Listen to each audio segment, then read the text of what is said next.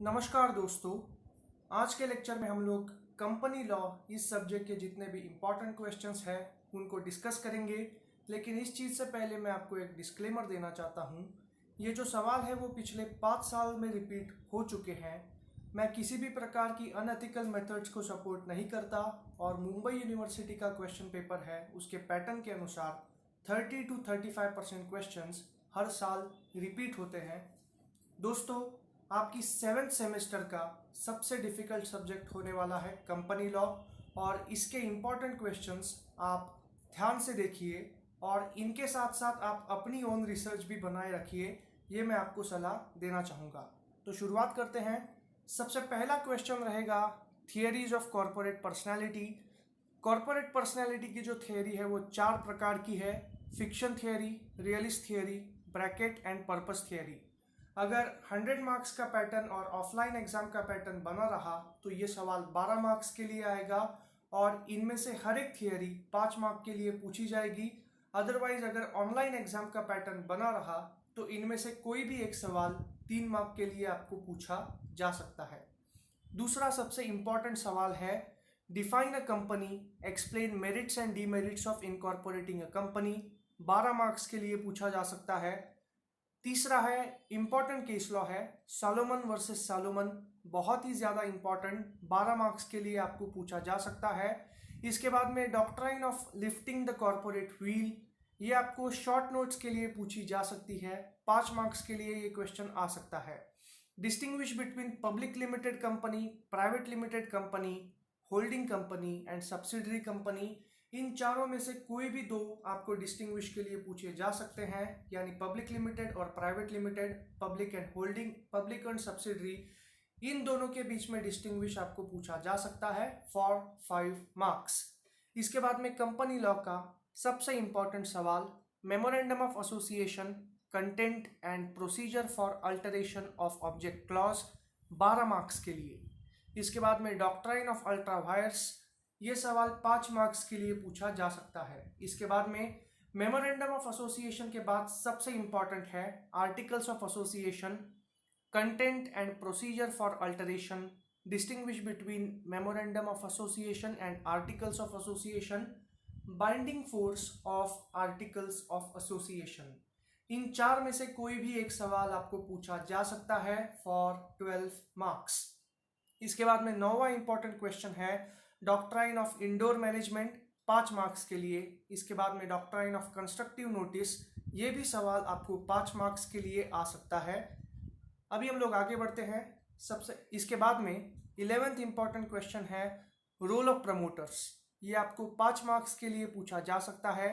इसके बाद में 12वां सवाल है prospectus, content and requirement of prospectus, ये भी सवाल आपको 12 मार्क्स के लिए आ सकता है। इसके बाद में civil and criminal liability for misstatement in prospectus, ये सवाल आपको 5 मार्क्स के लिए आ सकता है। अदरवाइज क्वेश्चन नंबर 12 और क्वेश्चन नंबर 13 आपस में कनेक्ट करके आपको एग्जामिनर अपने ओन तरीके से पूछ सकता है फॉर 12 मार्क्स। 14th क्वेश्चन है रूल ऑफ मेजॉरिटी, इसके ऊपर एक फेमस केस लॉ भी है फॉस वर्सेस हार्बॉटल। अगर आपको दोनों एक साथ पूछे गए, यानी रूल ऑफ मेजॉरिटी भी डिफाइन करो और फॉस वर्सेस हार्बॉटल भी डिफाइन करो, अगर दोनों एक साथ आए तो 12 मार्क्स के लिए, अदरवाइज इंडिविजुअली आया तो आपको 5 मार्क्स के लिए ये सवाल आ सकता है। लेकिन अगर rule of majority short note भी आ गया तो भी आपको एक छोटा सा रेफरेंस इस केस लॉ के ऊपर, यानी फॉस वर्सेस हार्बॉटल, इस केस लॉ के ऊपर एक रेफरेंस देना होगा। इसके बाद में doctrine of operation and mismanagement, question number 15, 5 marks के लिए पूछा जा सकता है। इसके बाद में 16वां इंपॉर्टेंट सवाल है what is share, what are the rights and liabilities of share holders.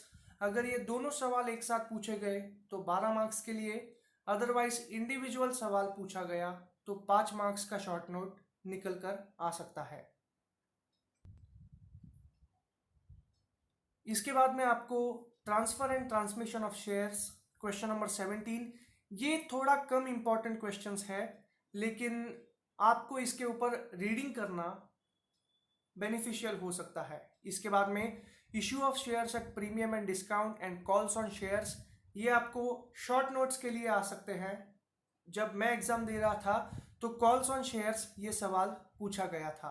इसके बाद में question number 18, distinguish between members of company and share holders, who can be a member and who can be a share holder, modes of becoming a member, इनके ऊपर आपको MCQs निकल कर आ सकते हैं। इसके बाद में share capital and buyback of shares, इसके ऊपर 5 मार्क का शॉर्ट नोट आ सकता है। इसके बाद आता है क्वेश्चन नंबर 20, डायरेक्टर्स, बहुत ही इंपॉर्टेंट है, 12 मार्क्स के लिए आपको पूछा जा सकता है। Directors, who is a director, legal position and appointment of directors, meeting of directors, powers, functions and qualifications of directors. ये सवाल आपको 12 मार्क्स के लिए पूछे जा सकते हैं। अदरवाइज डायरेक्टर्स का जो रेम्यूनरेशन होता है यानी पगार, सैलरी, इनके ऊपर आपको एमसीक्यूज निकल कर आ सकते हैं। नेट प्रॉफिट का कितना परसेंटेज डायरेक्टर को हम लोग रेम्यूनरेशन दे सकते हैं, ये एमसीक्यू तो बहुत ही कॉमन है, काफी बार रिपीट होता है, तो डायरेक्टर्स की कॉन्सेप्ट के ऊपर थोड़ा ध्यान देना। इसके बाद में question number 21, meetings, statutory meetings, annual general meeting, extraordinary annual general meeting and general provisions related to meeting, इनके ऊपर भी 12 मार्क्स के लिए सवाल आते हैं। इसके बाद में डिविडेंड, डिविडेंड के ऊपर आपको एमसीक्यूज निकल कर आ सकते हैं। Otherwise dividend is a short concept for 3 marks. Question number 23, appointment of auditor, legal position, power, function and qualification of auditor, अगर ये सारे एक साथ आ गए तो 12 मार्क्स का सवाल। अदरवाइज एक साथ पूछे गए यानी कोई भी इंडिविजुअल कॉन्सेप्ट पूछा गया तो ऑडिटर के ऊपर आपको 5 मार्क का सवाल निकल कर आ सकता है। इसके बाद में सबसे इंपॉर्टेंट आखिरी कॉन्सेप्ट है वाइंडिंग अप ऑफ कंपनीज। आपको examiner winding up of company और डिसोल्यूशन ऑफ कंपनी, इन दो कॉन्सेप्ट में काफी कंफ्यूज कर सकता है, तो इनके ऊपर कंफ्यूजिंग एमसीक्यूज हर बार आते हैं। Winding up of company, meaning, moods, ये 2 सवाल इंपॉर्टेंट है, 12 मार्क्स के लिए निकल कर आ सकते हैं। इसके बाद में हु इज अ कॉन्ट्रीब्यूटरी, थोड़ा कम इंपॉर्टेंट है, लेकिन इसको सिर्फ रीड आउट कर लेना, 3 मार्क के लिए छोटा सा सवाल निकल कर आ सकता है। Question number 26, who is a company liquidator, legal position, powers and functions of company liquidator, इनके ऊपर भी आपको 5 मार्क का सवाल निकल कर आ सकता है। क्वेश्चन नंबर 27 है reconstruction and amalgamation of companies. Company law के प्रैक्टिकल पर्सपेक्टिव के हिसाब से ये काफ़ी इंपॉर्टेंट सवाल है, आप इसे रीड आउट करो। एग्जाम पर्सपेक्टिव से ये ज़्यादा इंपॉर्टेंट नहीं है, लेकिन प्रैक्टिकल पर्सपेक्टिव से काफ़ी फायदेमंद साबित हो सकता है। That's it for today's lecture. Thank you so much. Please like, share and subscribe to my channel.